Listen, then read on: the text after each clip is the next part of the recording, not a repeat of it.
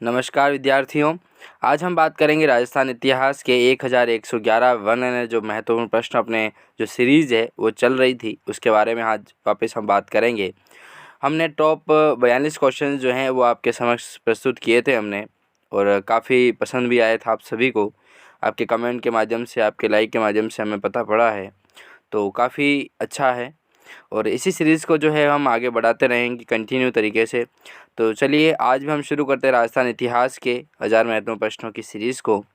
42 question तक हमने पढ़ लिए थे, ठीक है। आज हम 43वें प्रश्न से जो है वो शुरू करते हैं दोस्तों, ठीक है। कोई कमी पेशी रही हो तो आप कमेंट के माध्यम से वापस हमें बता सकते हैं, ताकि उसमें सुधार करके और एक नया जो आयाम है वो हम स्थापित कर पाएँ।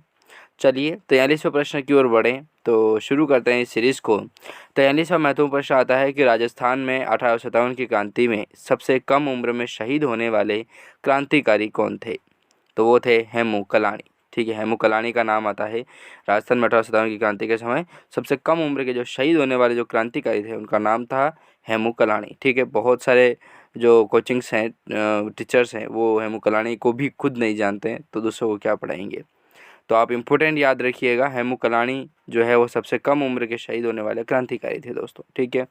चलिए अगला प्रश्न आता है कि 1857 के विद्रोह के समय कोटा में क्रांतिकारियों द्वारा किस डॉक्टर की हत्या कर दी गई थी? तो सैडलर जो डॉक्टर थे ना, उनकी हत्या इसके द्वारा कर दी जाती है दोस्तों, ठीक है। क्रांतिकारियों द्वारा जो इस डॉक्टर की है ना, सैडलर की, उसकी हत्या कर दी जाती है कोटा में।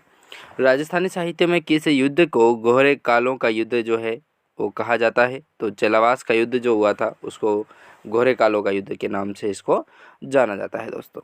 1857 की क्रांति के समय किस शासक को अंग्रेज समर्थक होने के कारण उनकी प्रजा ईसाई राजा कहकर पुकारती थी? तो टोंक के नवाब जो वजीरुद्दौला थे उनको ही कहा जाता था, ठीक है, ईसाई राजा।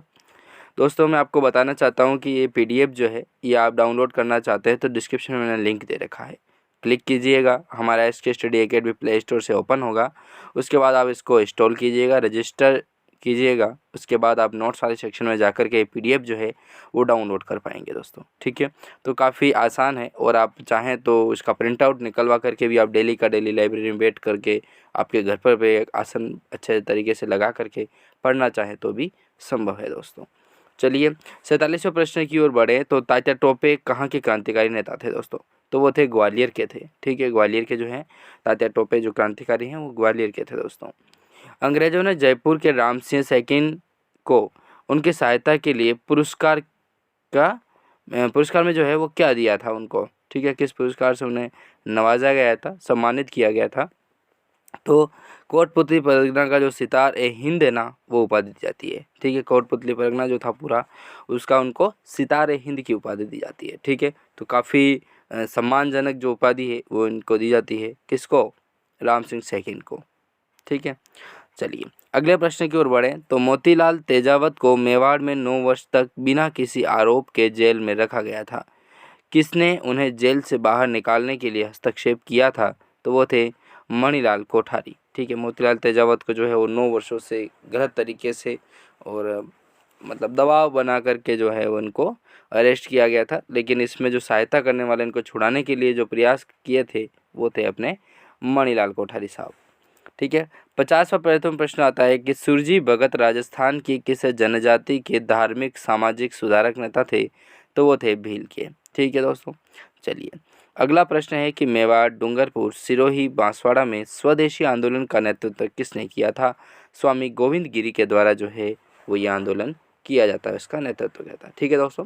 तो इस तरीके से 51 महत्वपूर्ण प्रश्नों की सीरीज जो है अपने कंप्लीट हो चुकी है। बाकी ये जो क्वेश्चन हैं वो भी हम पढ़ेंगे, और मैंने आपको बता ही दिया है। यदि आप पीडीएफ प्राप्त करना चाहते हैं तो डाउनलोड कीजिएगा academy app, SK study academy app, ठीक है। डिस्क्रिप्शन में लिंक दे रखा है दोस्तों, ठीक है। तो इसी तरीके से हम कंटिन्यू वापस आगे बढ़ते हैं और मिलते हैं नेक्स्ट वीडियो में। तब तक के लिए जय हिंद, जय भारत।